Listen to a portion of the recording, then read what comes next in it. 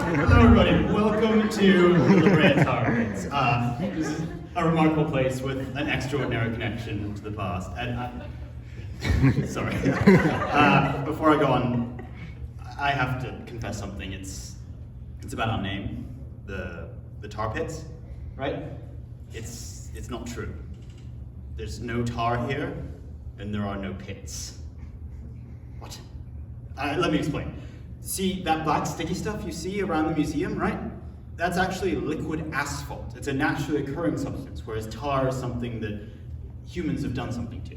And when it seeps to the surface, it forms these shallow little seeps that are just a few inches deep, not really the vast pools that a word pit might suggest. So I mean, we're a museum, right? We're a scientific institution. We should strive for accuracy. A more accurate name for us might well be the La Brea shallow sticky liquid asphalt seeps just a few inches deep in the middle there. Museum. Yeah, it doesn't work very well, does it? No, I mean, look, we're in LA, right? We're near Hollywood. People are much more likely to go to something if it sounds like it could come from a movie, right? Something like, bear with me here. You're in for a sticky situation. Everybody prepare for the return of the creature from the La Brea Tar Pits.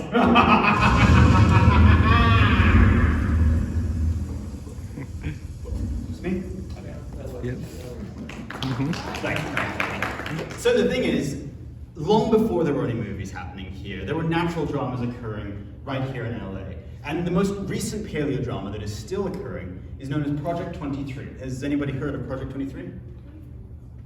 No? But that's fine. We put together a short 2-minute film to get everyone up to speed on Project 23. Project 23 is the most important dig that we've had here in the last 100 years. We have an entire population of animals that we can study. And the more that we find, the more answers we can eventually figure out. It could double our fossil collection. It could lead us to find out so much more about the late Pleistocene and how these animals lived and ultimately how they died. Project 23 is a salvage project started in 2006 when the art museum next door to the La Brea Tar Pits dug an underground parking structure. They found 16 deposits of fossils, which they boxed into 23 boxes, hence the name Project 23. It was suspected that we were going to find fossils right next to the world's largest Ice Age fossil site, and we did. Zed was discovered because the art museum next door decided to dig a really big hole. A backhoe was planing the ground and all of a sudden hit his skull. So they found everything in place and it turned out to be about an 80% complete Columbian mammoth in only 45 square feet. This is one of his cool pieces. This is his left tusk and it's the first complete tusk ever found at Rancho La Brea. Normally we find a deposit, dig down, find all the bones and pull them out and process them, but we couldn't do that because there was a parking structure being built. So we boxed up the whole deposit. We found the edges, dug down around it, dug underneath it, boxed it up, and craned it over onto our property. Not only do we have to excavate all of the fossils, we also have to clean them, identify them, catalog them, database them, and store them. We keep the fossils for research as well as education and exhibits. People from all over the world come to the tar pits, study the fossils that we have here. We're a site-specific museum. We're extremely important. All the questions are not answered. We don't know what we want to know. And so because the fossils are here and because the data is here, hopefully going to be some researchers in the future who are going to be able to answer some questions. Project 23 was a golden opportunity. And when it fell into our laps, our researchers knew just what they had to do, and that is dig. They certainly had plenty of practice. We've been digging things up here since 1913. Now, most of the bones of extinct creatures, but so much more. And when our excavators enter into these crates and dig down into these deposits, it takes us all further and further into the past. And it's here, at this museum, where these bones can begin to tell us the stories that they've been waiting to tell us for thousands of years. And it all begins when excavators carefully remove bones one at a time from a deposit like this. So what is a deposit? A deposit is basically a solid mass of dirt and asphalt containing fossilized remains, but somewhat more. Now, it wasn't always solid, right? It was once part of a massive oil field that still resides about 1,700 feet below you right now. Now, during the late Ice Age, a phenomenon occurred where asphalt would rise up through cracks in the Earth's crust and eventually form those shallow seeps that I was talking about earlier, like so. Now, over time, these seeps would begin to get covered over with layers of dust, debris, leaves, water, camouflaging them and rendering them practically undetectable to the naked eye. Now, it's suspected that during warmer months, when this asphalt was particularly sticky, unsuspecting animals would wander in and get hopelessly stuck.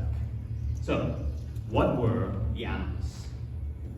Well, we've got a short-faced bear, a dire wolf, the saber-toothed cat, the territorn, that's a predatory bird with a 12-foot wingspan, and just a ground sloth.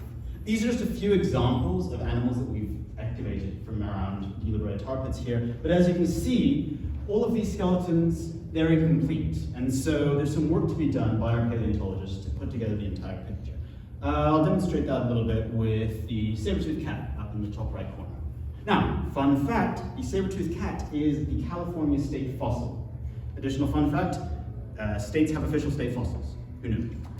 So, we have here the incomplete skeleton of an adult Smilodon Fatalis. But luckily, we've excavated more than 2,500 Smilodon remains here at the Brea Tar Pits, so we have plenty of so-called spare parts to use when putting it together. Our paleontologists examine the conditions of the bones for wear and tear so we can get clues as to how the animal lived, hunted, and died. This is the skeleton key unlocking our imaginations, as it is here in our mind where they truly appear to come back to life. or they walk right into the room. Now, based on skeletal evidence, it's believed that Smilodon Fatalis was about the same size as a modern-day African lion, although weighing almost twice as much, coming in at about 500 pounds. Now, the bones in the shoulders, chest, and forearms were incredibly powerful, especially when the animal was very muscular in these areas. In older Smilodons, we see evidence of wear and tear in the lower lumbar region, which suggests that hunting habits put a lot of strain on the lower back. This supports a popular theory that Smilodon Fatalis was an ambush predator. Yeah. What is an ambush predator? It's a predator that sneaks up on its prey or lays in wait before pouncing on them. It's believed that Smilodon would grapple its prey to the ground with its massive bulk before delivering the death blow with the sharp canines, which, in case you managed to miss them, the canines, those are the curved, pointy ones coming out of the top of the jaw. Yeah. These impressive sabers could grow up to 8 inches in length and were covered front to back in sharp serrations, like the divots you would find on a steak knife. No, not again. I just got the stitches out. Yes, go. So anyway, after delivering said death blow, then Smilodon is believed would fall back and wait for its prey to die of shock and blood loss before chowing down. But when biting, these teeth are not an obstacle, as it's believed Smilodon can open its jaw anywhere from 90 degrees to 120 degrees.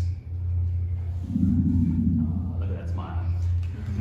And when chewing, the teeth were also not an obstacle, as it's believed that they would use these sharp carnassials on the side of the jaw for chewing.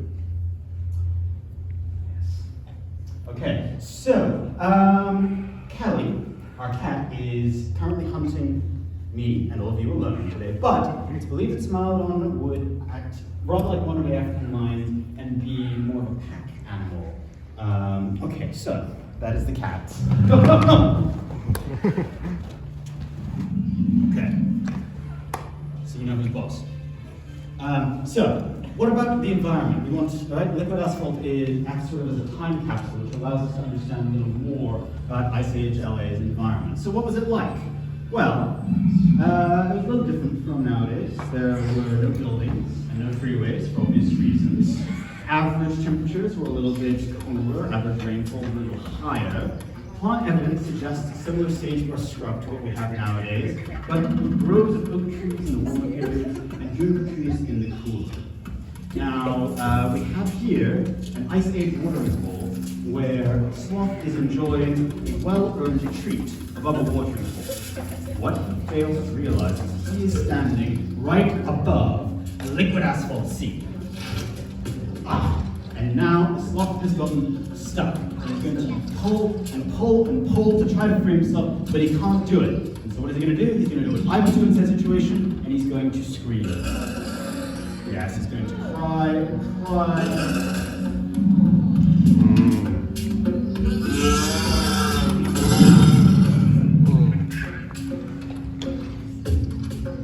We have excavated 9 times as many carnivores as we have herbivores here, which suggests a similar situation to what we're seeing now, where the cries of a single trapped herbivore would act as a sort of dinner bell, drawing all of the surrounding predators to the area.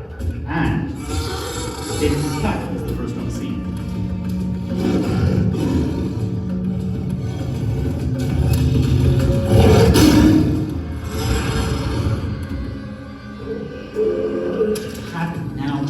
Is stuck.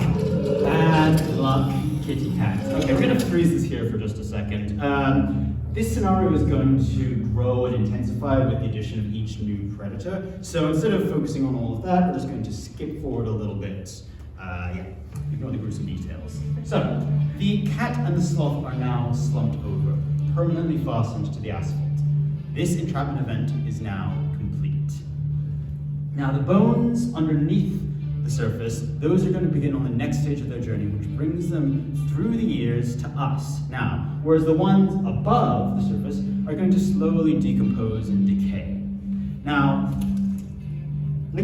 bones are very porous, and so they will absorb the liquid asphalt, which is going to fortify and protect them and preserve them, repelling the groundwater, meaning that bones we discover that have been dead for tens of thousands of years appear to have only died a couple of weeks ago. Now, over time, more liquid asphalt is going to rise up, covering over that layer again, further preserving things. More debris is going to cover that over, water, dust, leaves, etc., and the whole cycle will begin again. It's believed that this next wave of entrapments would exert pressure on the bones, jumbling them together and mixing them up. And these stack one on top of another over the years, forming the illusion of a deep pit.